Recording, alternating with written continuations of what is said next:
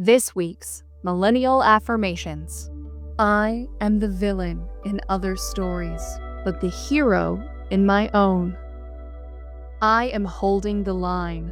Christmas goes no further. This is a time of ghouls and goblins. I am the lesson that the Disney movies never meant to teach.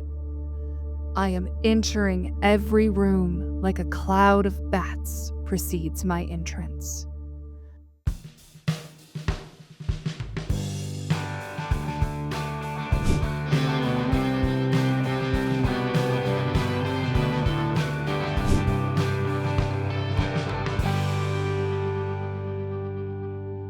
Welcome to Once in a Generation, the podcast where being a millennial isn't just having a 19-year birth year, it's remembering when October was still cold. We're your hosts. I'm Chase, he, him. Liv, she, her.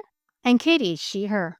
Each episode, we unpack the mess that is our generation, trying to answer the question, was it really ever supposed to work out for us? Because being part of the most resilient generation means helping your parents check your Halloween candy for needles and razor blades. This is Once in a Generation. Let's unpack the damage. On screen, you've seen her in Ava DuVernay's Selma, Magic Mike XXL, Baywatch, CSI New York, Unreal, and Amazon's Crime Story, where she played opposite Mira Sorvino. But it's animation, where she carved out a special corner of pop culture villainy. She gave us, let me see if I get this right, Raquelle in Barbie's Life in Dreamhouse, the fabulously unhinged neighbor we love to hate. Faybelle Thorne in Ever After High, the daughter of the dark fairy. And most recently, Audrey Bourgeois in The Miraculous Ladybug, the kind of glorious over-the-top character who makes being awful look fabulous. If we're talking about why 90s kids love villains, and whether some of that rivalry was actually something else entirely, who's better to ask than someone who's been defining fabulous villains' energy long before we had a name for it? Welcome to the show, Haviland. Hi. I really appreciated you saying my name correctly. Thank you. Raquelle. Where Roll did that those come R's, from? Chase. Where did that come from? Where did the punctuation to the name?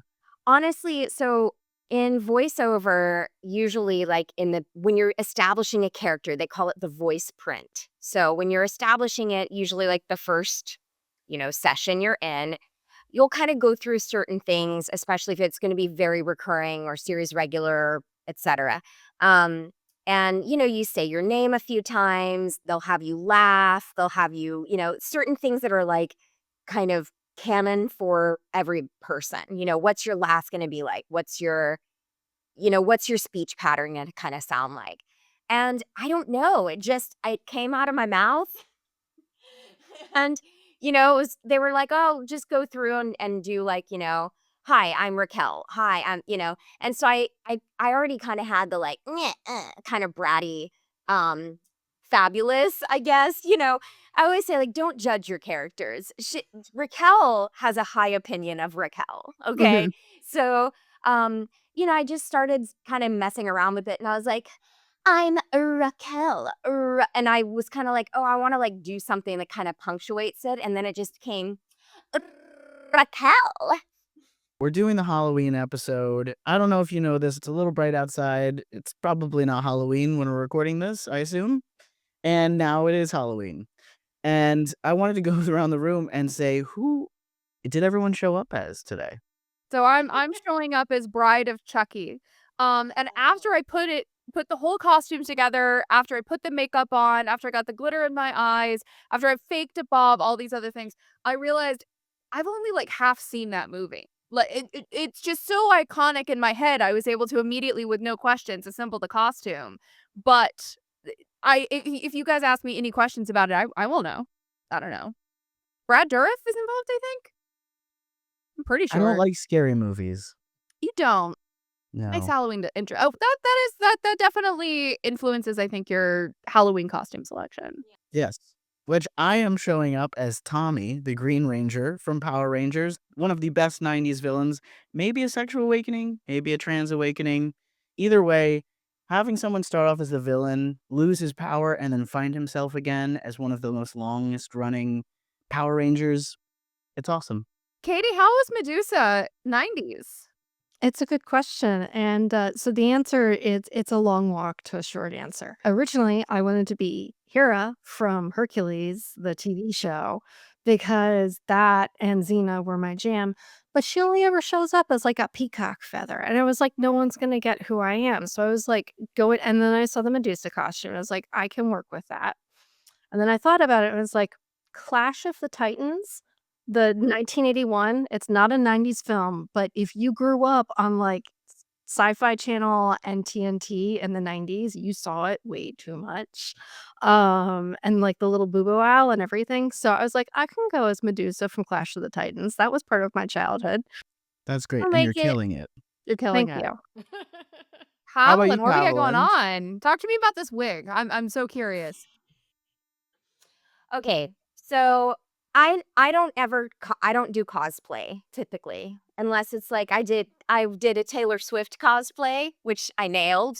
And I think I kind of do Sabrina Carpenter cosplay like every day, like just walking out of my house. Well, a few more clothes, but these are No. my icons, you know. I knew you guys were going to talk about Raquelle from Barbie. And recently, so I keep going to all of these like like fan events and whatever. And everyone is so excited and like loves all of these characters so much. And so my spouse actually was like, what if you cosplayed as your characters at these cons? Do other actors do that? And I'm like, no. As far as I know, no one does that. That's And so it's crazy to me. That's yeah. crazy. I've seen people do like if they have somebody like their handler or their agent or somebody kind of like gives a flair of one of their characters, but it's just not, I don't know. I don't know if it's people are like too cool for school or I don't know. So I started to collect things. And when this came up and you were like, wear a costume of a villain, I was like, I mean, I'm going to wear this costume.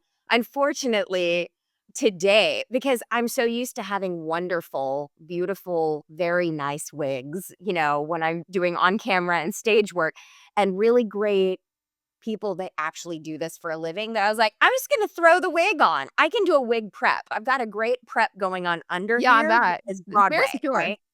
I've got my wig cap on, I've got my prep, but then beyond that, that's where the expertise completes itself. Maybe it's just Raquel when she went camping and then it ended up Yes. being just a big space in a Yes.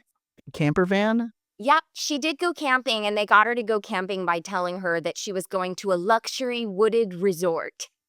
Glamping. Yeah. And then it was not what she thought it was, and she was very upset about it. I want to lead us a little bit into why we specifically picked 90s villains. I think we talked a little bit about it before we started the episode and in previous conversations. There's this air of connecting to these 90s villains and really finding a little bit of ourselves in them.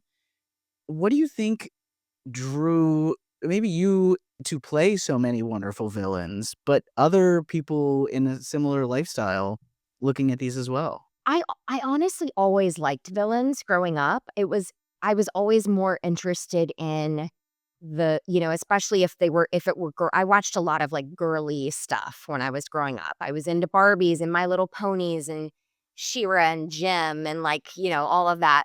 And I always liked the bad girls, I think for several reasons. One, though I'm blonde under this beautiful hair now, I was brunette. And I felt like most of like the hero girls were usually blonde. And so I was like, oh, well, I'm not blonde. I always liked what they looked like. I was like, she's really pretty and fabulous.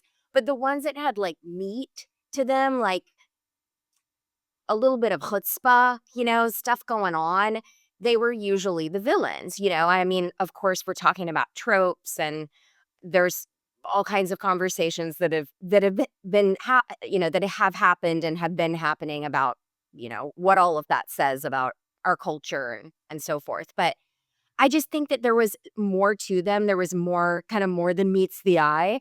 And yeah, and I think that, growing up, I guess I grew up in the South. I am a queer person.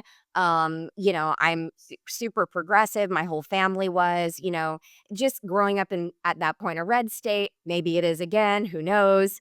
Um, and I don't know. I think it's these girls were different and maybe misunderstood. And I think I enjoy as an actor playing characters who are misunderstood because you have to like work a little bit harder in a certain way. Um, and they're just usually really fabulous, like the evil queen. I'm sorry. Like, you want to be Snow White or the evil queen? You want to be the evil queen. Like, hello. It sounds like it's more fun is really what it is. Yeah, it's more fun. There's just more to the character and they're usually funnier. I mean, in high school I kept getting cast as like, the older women like character roles in all of these shows and at one point I was kind of upset about it cuz I was like I'm a really good singer and I'm one of the only people here who's going to actually go and be an actor. So can I get things on my resume that are actually like useful to me like, you know, and one of my teachers who was, the director, she was like, Haviland, like, you're funny though, and you can play comic timing and you can do that. And that's harder in a way than, the ingenue. I don't know. I don't necessarily agree with that now, but at the time I'm like, I see that. But then I went in and blew them away and played like all white sopranos in high school, Maria in West Side Story. Oh, the 90s. Oh, the 90s. I don't even think we got West Side Story in my hometown. We were too tiny to even think about that potential Yeah. complication. Meanwhile, they Um, were doing Agnes of God at my local theater, which Wow. talk about eat your vegetables. Wow. I don't know what that is.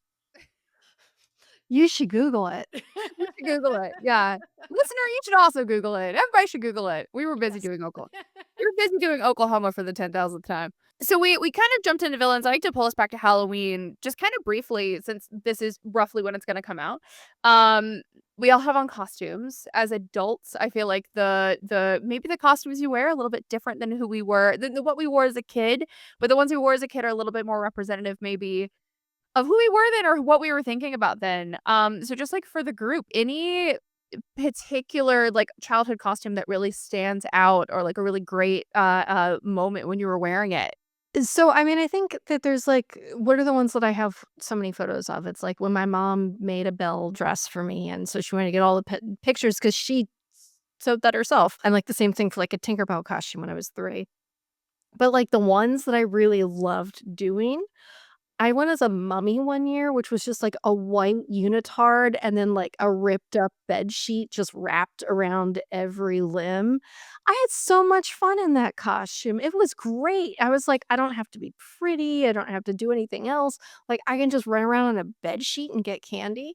Um, and that kind of makes me sad actually because I see my friends and their kids doing Halloween now and it's all like the spirit Halloween costumes or like some fancy expensive costume the parents thrifted even, like they're trying to make it look upscale even if it's not.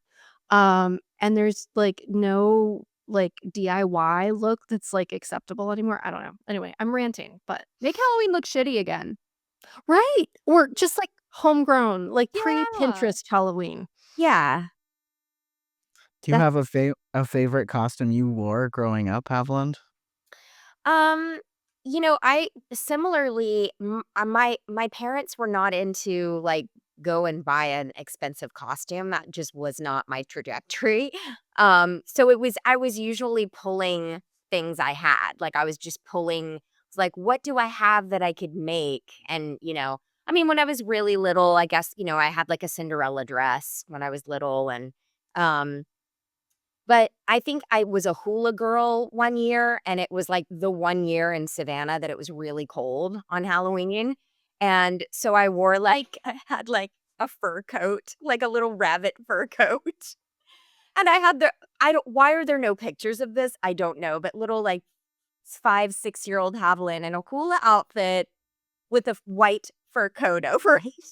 That is That's fabulous. incredible. And is a I great I've villain I actually origin. just remembered this right now as we're talking. I had blocked it out of my memory. I'm like, "Wait, what was the year I was wearing that fur coat over something really odd?"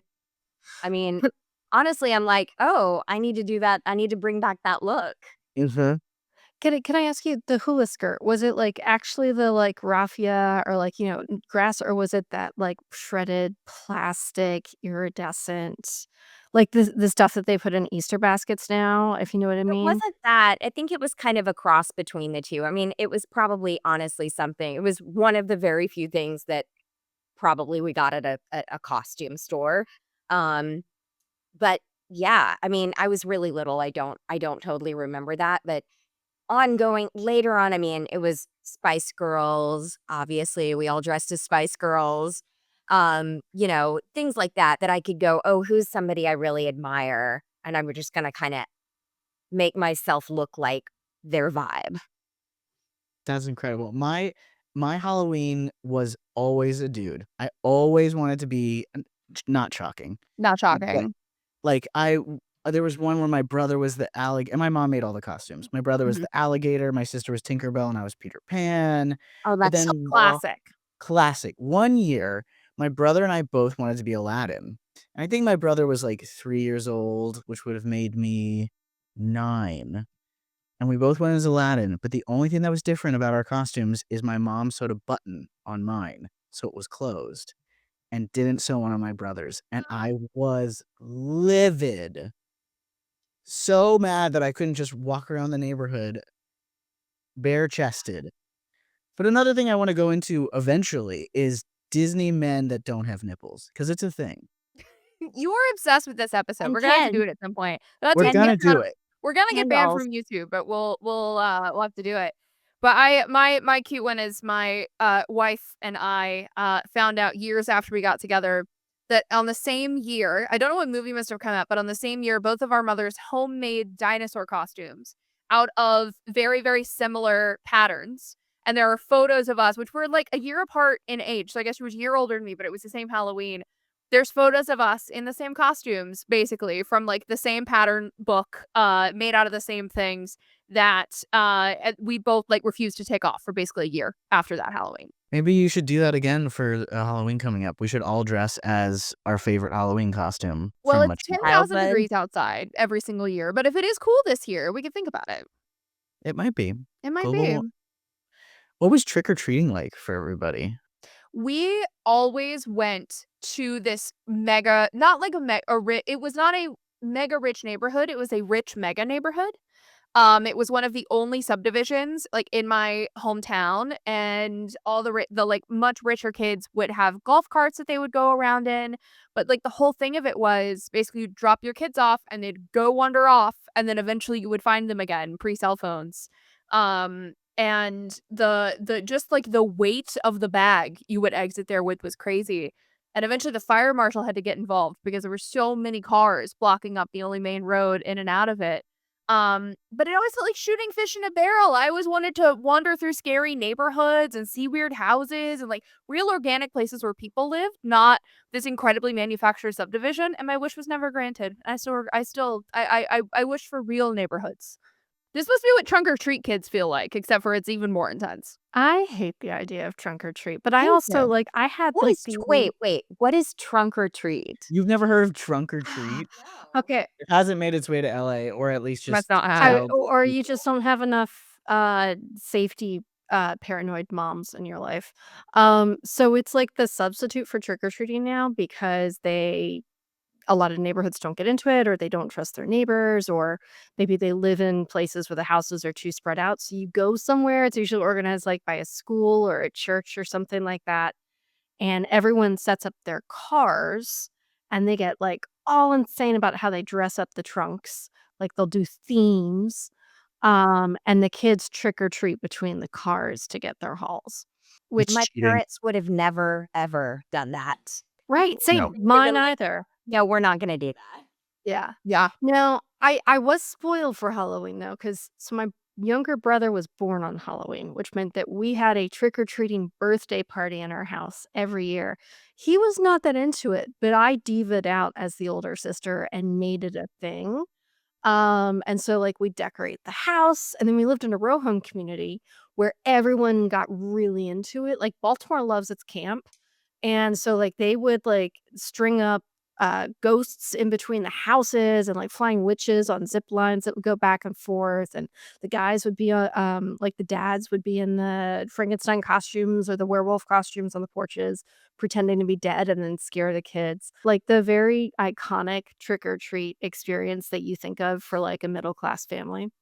Like the Phil Dunphy from Modern Family kind of thing. Yes, exactly, exactly. And so I started talking to other people when I was older about their Halloween experience, and they're like, no one did that. I was like, this felt normal to me. Anyway, that was I have Halloween privilege, is basically what I'm saying. Wow. Definitely.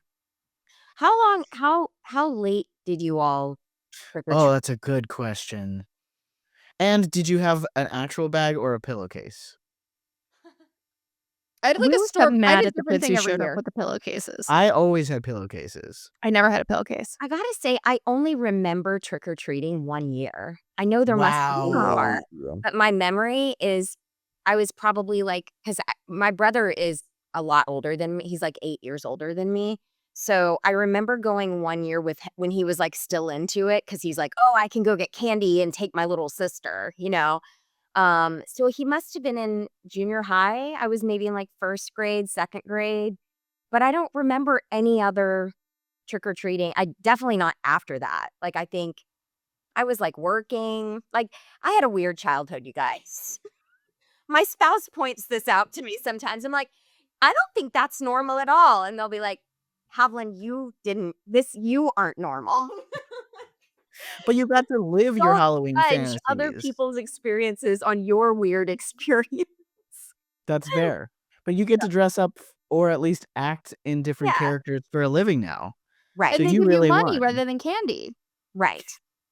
The Yeah. Grown ultimate. up candy. That's And grown up there's craft candy. service. So There craft is that's service, fair. you know, is basically constant trick or treat. So this is both a Halloween episode and a villain episode. We're a little bit all over the place. It will come together. It will come together because Chase is a magic producer and editor in all things. But we've talked about our individual costumes. We've talked about, you know, being kids who are like identifying with villains. If I'd love if anybody has kind of like a personal experience of being identified of not something that you necessarily picked, but maybe something someone else picked for you. So I know for me, I was in a pretty religious area, also in an unconventional childhood, a pretty religious area of the country and pretty religious community. And when I was doing either theater or anything else, I always got picked to play. If there was a female villain, I was her. Judas's mother was my like absolute top favorite. That's one I'll never forget. Mostly because the mic went out and no one could hear the other girl who was playing Mary. They could only hear me because I knew how to project, and I'm still proud of that. But having kind of like other people project that identification onto you and then you kind of taking it in as part of a queer experience, that they were always a little bit extra. They always took up a little bit of extra space. You kind of go from being told, hey, these are the bad guys, you're not supposed to like them, to, well, maybe I should learn some of these things, because if I'm one of the bad guys, then I might as well figure out how to have fun a little bit or take up more space. So bouncing off of Claude Frollo, who is like in terms of style, just absolutely up there for me, but no one else seems to love in the way that I love. Were there any ones that someone else kind of compared you to, rather than you kind of reaching out or loving them in particular yourself? Or was this a unique experience that I'm just learning only applies to me? So I don't know. you're saying people said, "Oh, you remind me Yeah. of this or Insert. that," whether or not you wanted to be. Yes. Is this a unique experience? Someone please tell me it's not. I mean, I got compared with people Okay. that I wouldn't necessarily have wanted to be, but not. I don't know that it was like villainous characters, because I probably would have liked that. I'm like, Right. Yeah. yes, tell me I'm Catwoman. Yes. Okay. Well, you know, you learn something new every day. Who was the next question? But listen, we're holding space for you. Thank you. Okay, we're here. Thank you. And Appreciate it. I don't want you to feel othered. Okay, we hear you. And But I do think that this could be a great villain origin story for you, Liv. Ooh. Yeah. What If do you you do think go I do villain every day? later on, this is it. Yeah. realizing You were named after, or people thought you were a villain. I never got said I was a villain. I think I was too much of a himbo to be a villain, interesting. but I always wanted to be. Like, they just had the best I Want songs. They had the Mhm. best, like, fabulous fashion. They were over the top. Like, I They had think the my best 3 makeup, Yeah. Yes. right? Like, I love the villains. Sorry, I didn't mean to steal your thunder there, No, go Chase, but I for was it. thinking about this while I was putting on my makeup for this episode where I was like, I learned about makeup from villains, right? Because no one wants to look like a sweet little 16-year-old their whole life. I mean, some people do. Have you seen Bratz dolls? All right. I don't want to look like a sweet little 16-year-old my whole life. Fair. Who are you guys so we're clearly not Liv in the sense that people think that we are villains, but who are some of our favorite Disney villains and why? Evil Queen, which I already mentioned, but love her. She's a classic. Is that the one that's Maleficent? Yeah. Evil Queen? Yeah. No, from Snow White. Oh, Yeah, so interesting. Gal Gadot played her in the live action, and let me tell you, I would have very much enjoyed that performance as a child, because as an adult, 10 out of 10, no complaints. Would recommend. Are you saying there's maybe something behind the performance that you enjoyed? Yes.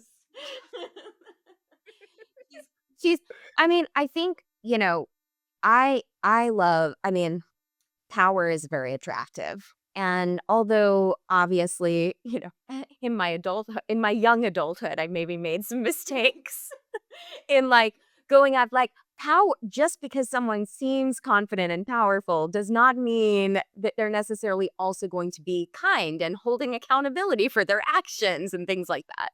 Um, but power is sexy. I mean, I don't think anybody disagrees with that. Confidence, being sure of yourself and also being like you said, Chase, that I want, being very clear about your motivation, what's driving you, and basically being like, get out of my way. I'm going to get what I want. I do not care what happens as long as my goal is achieved. Yeah. So, Capricorn, it's can't help it. I feel like a lot of Disney villains versus because says heroes have the I Want song as well, but and this could just be my interpretation, the hero I Want song feels ethereal, whereas the villain I Want song is like, not only do I know exactly what I want and how I'm gonna get it, but I don't care who I'm gonna have to cross. I think there's something this is as someone who has formed parasocial romantic interests in a lot of villain characters over the years, and I've had to think about this a lot. There's something about the competency of villains. They have a plan. They know what they're going to do. They know how to. That is deeply attractive, either as like a sexual attraction or as a like I want aspire to be like this person. Um, like, I always love, like, Hades, and Hercules or Yzma. Also, I would totally pay for just an Yzma and Kronk, like, duo show on the road, but that's a different conversation. Talk about favorite himbo. Um, but it's again that, like, I have a plan, and I know what I want, I know how I'm going to get it, and I have an aura of, like I'm not just trying, I am self-assured that I know how this is gonna happen. And as a low self-esteem girl growing up, that was deeply appealing to me. As a lifelong plotter, it was I deeply identified with like, cool. So I've got exactly the number of days counted down until the thing I need to do. I just need to live those days while building the skill necessary in order to survive on the other side of those days. Really, you start to get some of those now that are not necessarily the villain. I love Blue Eye Samurai so much. Mizu is one of the only characters that I've seen that is not explicitly a villain who has that same like long plotting arc of revenge. This is a hard recommendation for watching Blue Eye Samurai. If you haven't, the second season's coming out like sometime soonish. You should definitely see it. But yeah, that not just ephemeral, but I have a specific plan. I know what I want. I know what I'm going to have to do to get there. It just happens to be that I have to do something evil or bad, or that you are supposed to think is evil or bad in order for me to get there. Mm-hmm. Yeah, I think too, and I don't know if this is I was just thinking about this analytically.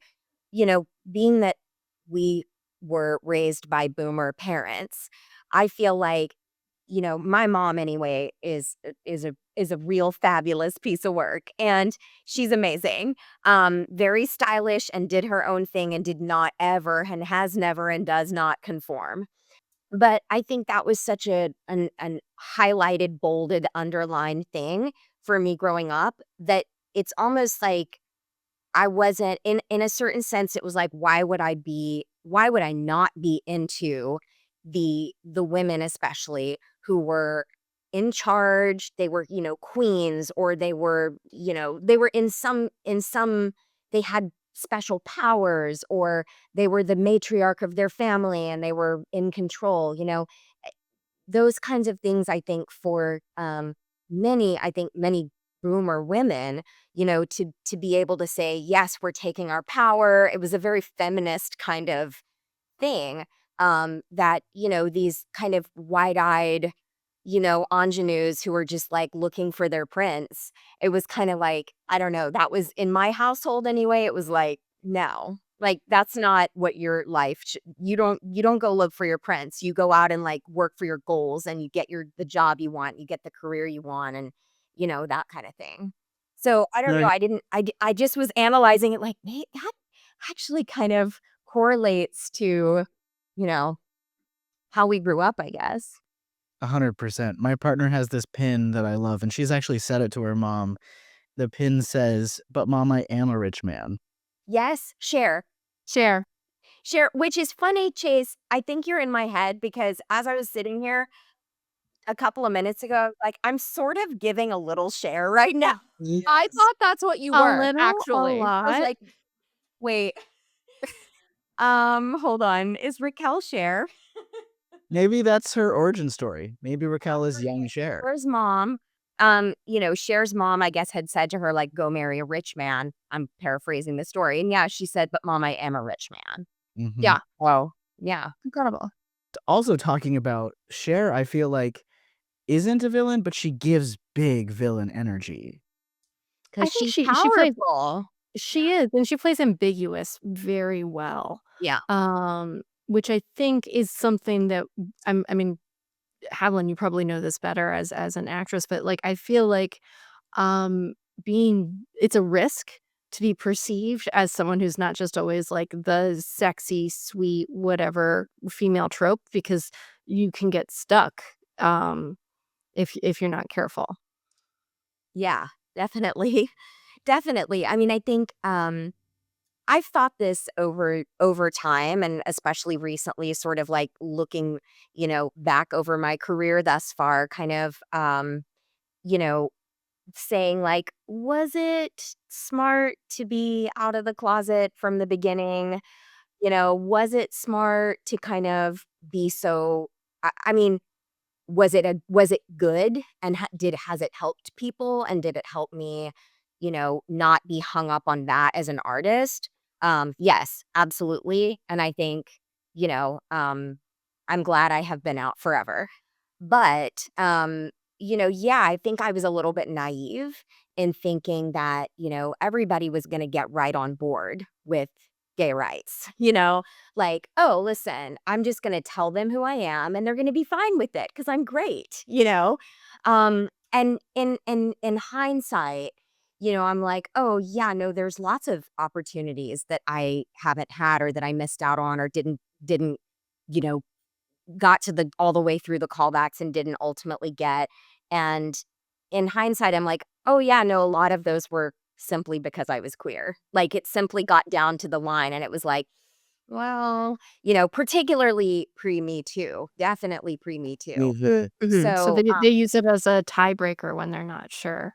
yeah, I mean, they wouldn't have said that. Like that Yeah. wouldn't have been. It Not certainly out wouldn't open. have been No. stated out loud. You Yeah. know. Yeah. Mhm. You Question for you, Haviland, if you're comfortable talking about it, which is just, can you place your kind of coming out and emerging into the industry in a like relation to had Ellen already come out? Like how distant was this to like the sort of like public media celebrity queer timeline, just so that we know like Yeah. how readily available was it? Ellen was out, and we all saw how catastrophic that was for her. Mhm. I think I loved her so much. I was just like being able to see her be on, what was it, Time? That time where Mhm. she said, "Yep, I'm gay" or something. Yep. Yeah. And obviously her coming out episode. I mean, I can't really explain to people who are, under 25 now, like what a huge deal that was for us. Um, we had a GSA in our high school, which was Gay Straight Alliance. We were the first in the Southeast, and it was really great. And we did a lot of things, like we would, around National Coming Out Day, which was already a thing, we would like write on postcards people who were queer in history, and we would put them all over the school. So it was like in everyone's face as they walked through the school, like, "Oh, Shakespeare," or like Oscar Wilde, or whoever. And it got a lot of it. It it did not go without controversy. Because people would argue and be like, "Oh, how do you know?" Like, but the purpose was, and I think I had to get up at like a Monday morning. Again, I'm having like therapy with you guys right now. I had to like get up at a Monday morning meeting. I was not out yet. I was not out in high school. Um, but had to like get up as like an ally, and talk about how, visibility is really important, and, it's good for us to acknowledge that, yeah, you might really like that actor or that writer, whoever, and yes, they also happen to be gay, and that's not a big deal, and you can still like them. They're the same person. All of these kind of basic things. But yeah, I mean, there were not really any, as far as other than Ellen, there really weren't a lot of, I mean, there wasn't very much. Like there were maybe 5 films, and I had seen them all, you know? Um, there was Bound, there was Incredibly True Adventure of Two Girls in Love, Was Queer as Bottom My Folk. Cheerleader? Was that Oh, but I'm a that was cheerleader. 97, yeah. Oh yeah, but I'm a cheerleader is a favorite. I recently rewatched that. It's such So camp, so good. so So camp, camp. so great. Um, but yeah, I mean, I think that it was there really it's hard to even kind of encapsulate what being queer was at that time, because there was just so much negativity around it, um and hatred, and it was really seen as, it was, I can say it this way. When people now are like, "Oh, why are we making this political?" or "I'm not really political."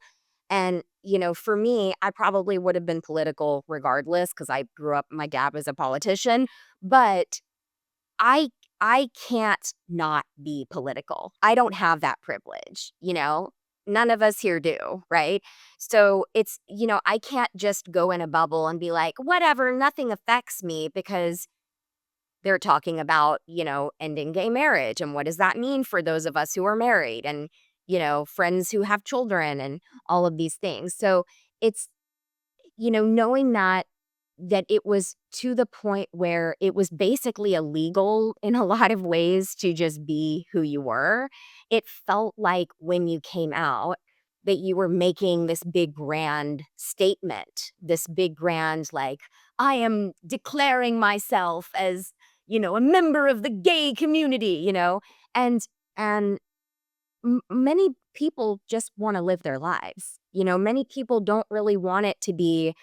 I became, close friends with Rosie O'Donnell, and, we still are today, and she's amazing, and, we worked together, and that's how we became friends. But, we've talked a lot about that because, obviously she's a massive gay icon, and we should all, anybody who is queer should be thanking people like her and like Ellen for sacrificing, and it was a sacrifice, what they had to in order to be themselves and put everything out there on the line, so that, those of us coming behind them could at least say, hey, here's examples of somebody who's living their life and successful and happy and, just living a life, like being whatever. And I think just, again, like people now don't, I don't know. I mean, I'm making a huge generalization, but I can't really underline enough how it was so um, not mainstream, like just even just to be just gay, like even just like whatever, it was just so not mainstream. So yeah, when I came out, it was a very big deal. And I was really scared about it, mostly because I was afraid, like, well, what if I get into a relationship, what if I change my mind, or what if I'm, you know, sexuality is fluid, are they going to say that it was a phase with their, all of these things would come up. So it was just really, it's exhausting. Sorry, Yeah. I just rambled for about 45 minutes. I It was loved it. good. It was a Therapy. good ramble. You fully got back to sort of the point of why we're talking about villains in general, which is there was a time where when I was researching this episode, one of the things that came up was a Reddit post from someone who was kind of in their late teens. They were studying for a college class and they were trying to ask millennials what was it like to have no gay people on television, to have no representation in media. What did you reach for when you were looking for representation? And so many of the answers were Ursula or Jafar. And then there was a lot of comments about, is Jafar gay? Is Jafar not gay? Is Jafar just really fabulous and happen, like he really wants Jasmine, so what does that mean? I think he wants Jasmine's wardrobe. That's a whole other conversation. But like they were all mentioning people who were already in the outline, who were already folks that came to the top of my head when I thought about, like, what are the characters who are touchstones from that era. There's a reason that we all freak out about queer baiting as bad as we do at this point, because there was a point where that was the only option, and now that there are other options continuing to do that, it just feels really gross. It feels really icky for probably at least for the audience. Can I also insert in here that, like, also just as a general rule, media in the 90s showed everybody if they were having sex, they were going to get pregnant or they were going to get AIDS. Like, Yeah. if you had sex or if you went to a party, somebody was going to give you drugs. Like it was just like, oh my God, don't do drugs. If you do drugs one time, you're going to be addicted and die.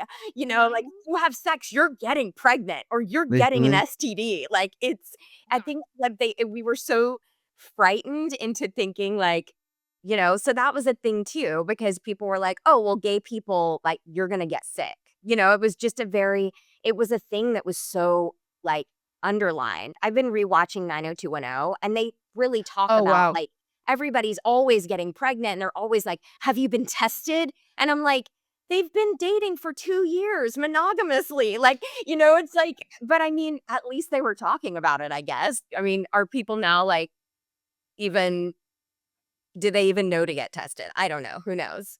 But I think anyway, it depends we what were all community scared. you're in. We were all, Yeah. all scared to just, if you kiss someone, you're going to get pregnant. Yeah. Unless you're an 100%. animated lion, then it's okay. Yes, exactly. Because they were looking at each other. Oh, They they were. were. There's so many looks there.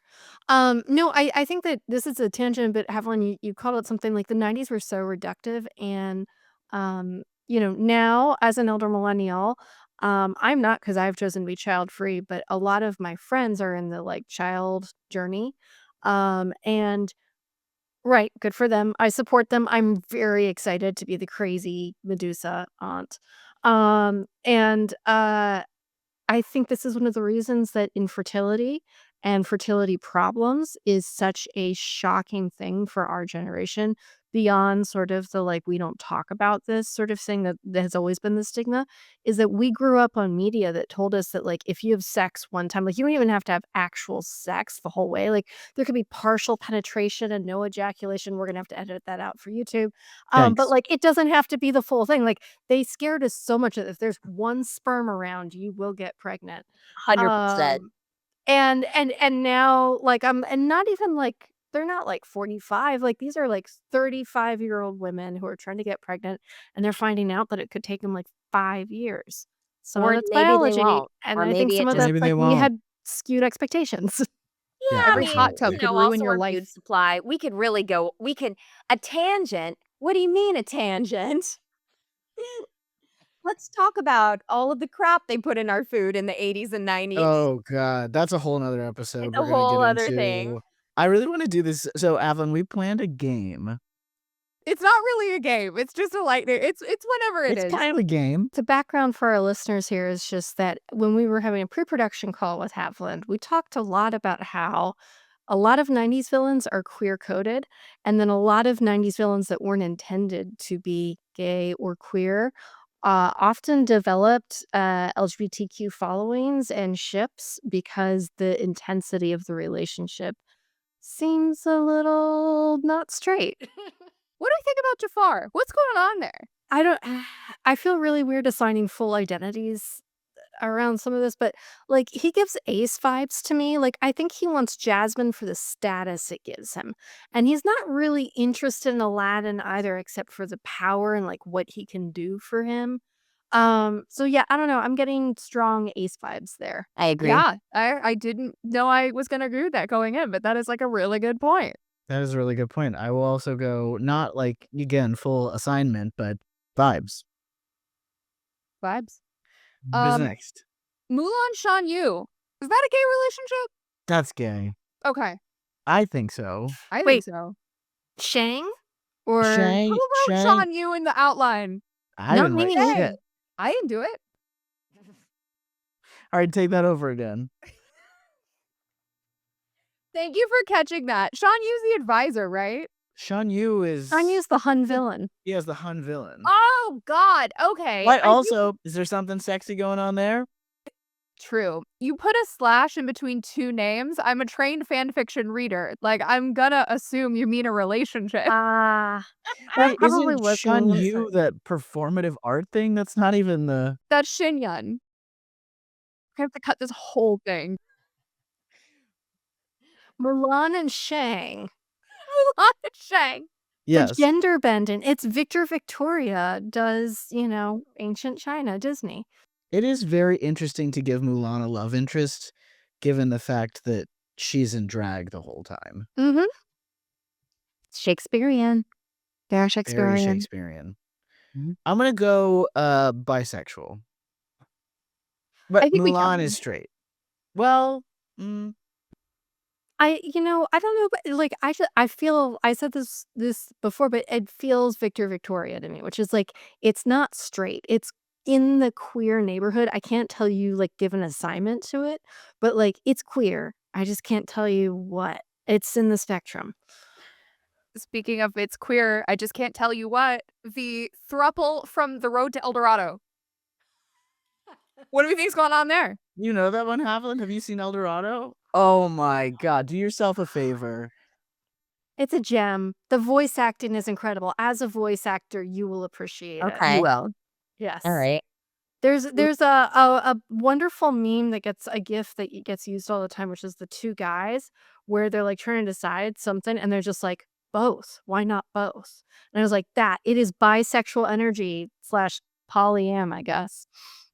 It's Rosie Perez, Kevin Kline, Elton John is the singing narrator. But it's Ken Branagh's the other guy. Yeah. And Jim Cummings is Cortez. Fabulous. I forget that. Yeah. The movie changed my life in so many ways. It's very, very good. All right, let's rapid fire and we'll go Haviland, Katie, me, and then Liv. So, meaning like just one answer. Okay. Okay. Go ahead, Liv. Give a person. Rita Repulsa from the Power Rangers. Oh, I'll answer that. I mean, no, that's Haviland's. Just because I I'm don't know. Tommy. I don't know who that is. I'm not gonna know. Mulan. Guys, I've never seen Mulan. Like, I don't. Like, I haven't seen a lot of things. I haven't seen a lot. There's many Disney movies I have not seen. I told Oh you I had a my weird childhood. God. Things are weird. Okay? No wonder you're sitting here looking at us like these weirdos. I can't These believe I weirdos. came on this podcast. No, I got a good one. trust when I say I have been on some weird podcasts. Okay, this is nothing. Okay, Liv, ask me and Katie one, and then I'm gonna ask Haviland one. I think I got it. Okay. Rita Repulsa. Lesbian, but doesn't realize that she's a lesbian, so she hangs around with like machismo man as beards.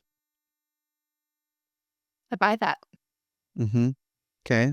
I think she's a drag queen. Oh. There's so I much buy that. camp there. There's so much camp. Okay. Trunchbull from Matilda.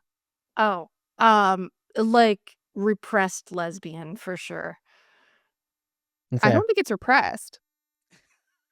I don't know. She gives me I actually I kind of want to take this back a little bit.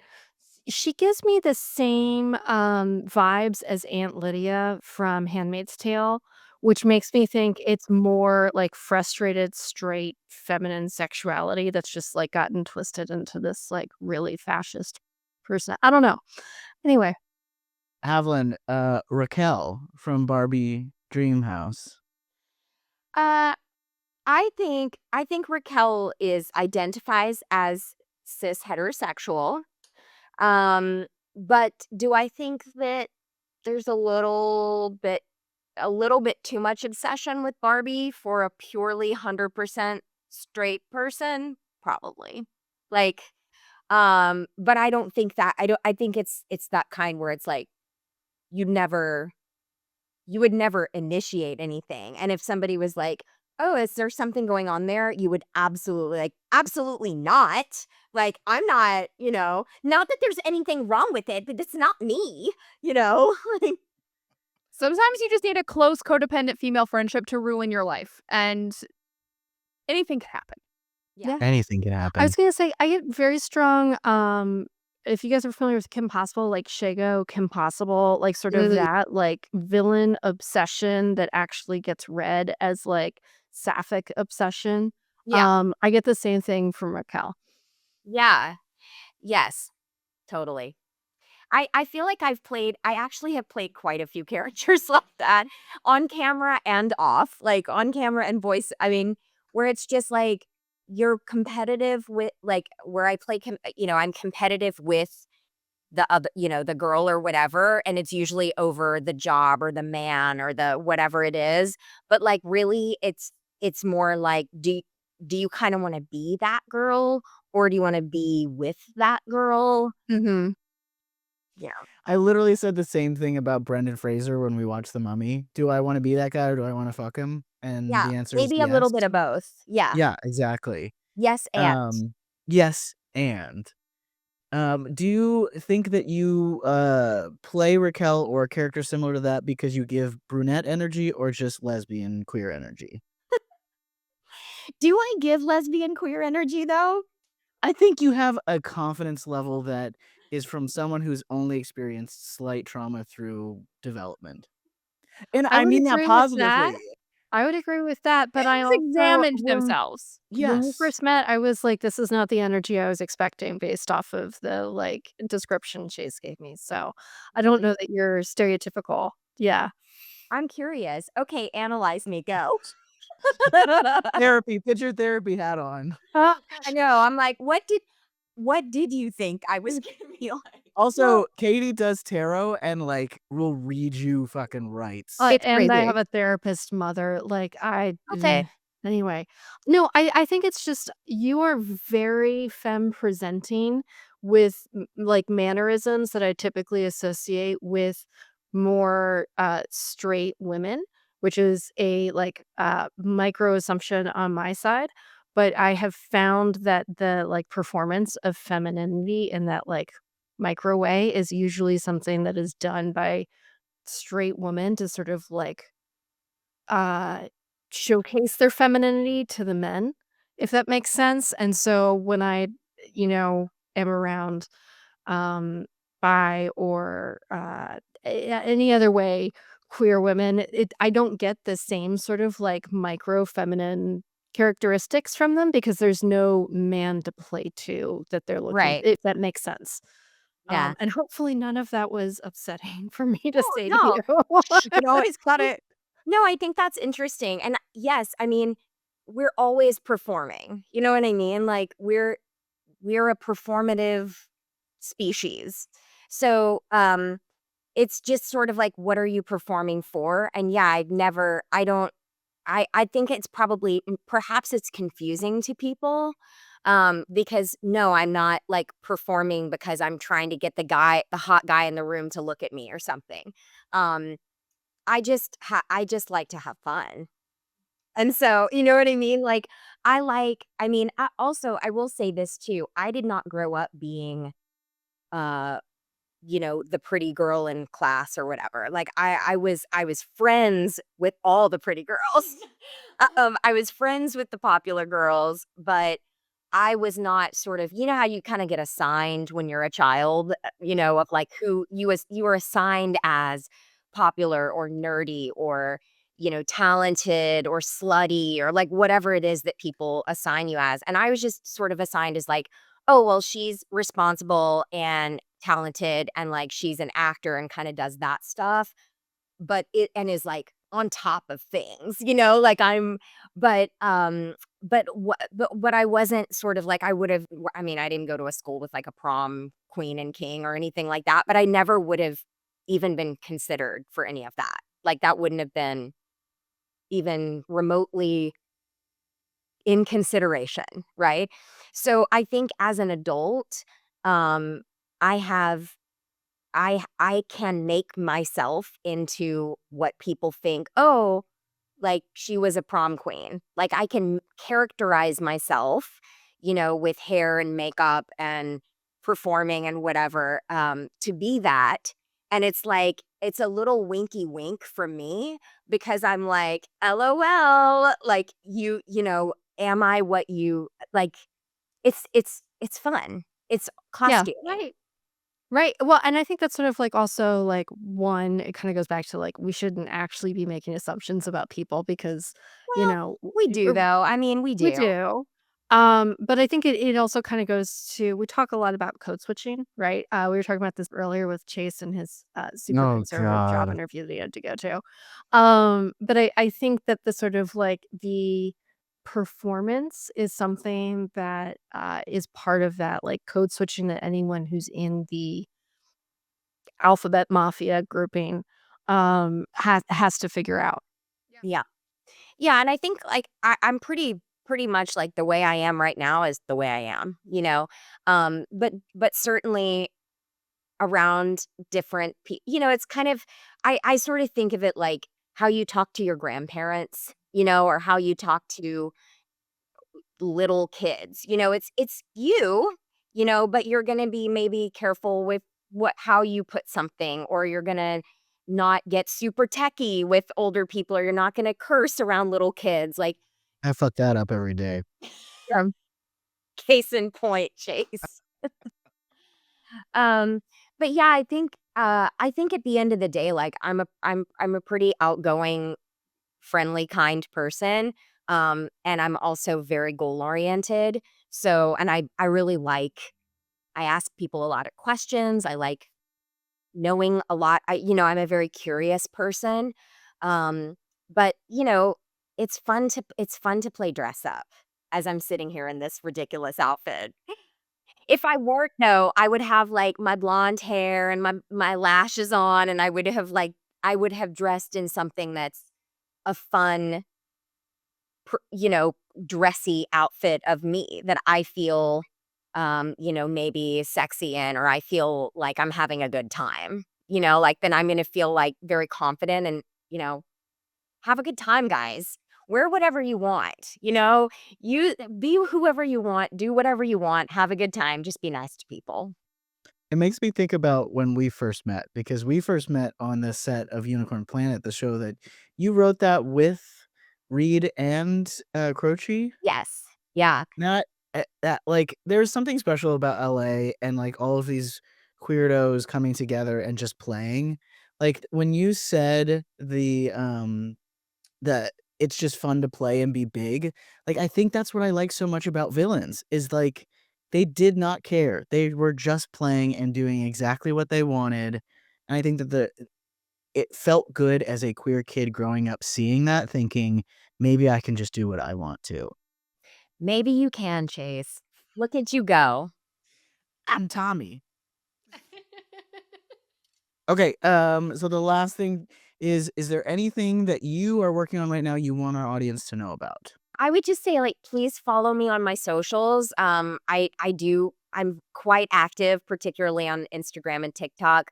And my website. And I love to connect with people. Like, genuinely, I love when people are fans of shows I'm in or things I've done. And also for people listening who are also creators, I love collaborating. That's how I'm here, is that Chase and I Mhm. made a show together years ago. So, hit me up. Let's collab. I hate that so much. Haviland, just for our audio listeners who may not be reading this, what is your Instagram handle? My Instagram is at Haviland, Haviland, like Haviland, like Dollywood, but Haviland. Love it. I love Another it. kind of Disney evil land. energy. Dolly gives confident woman energy. Yeah. Yes, she does. Competence. Yes, she does. Competence. Competence.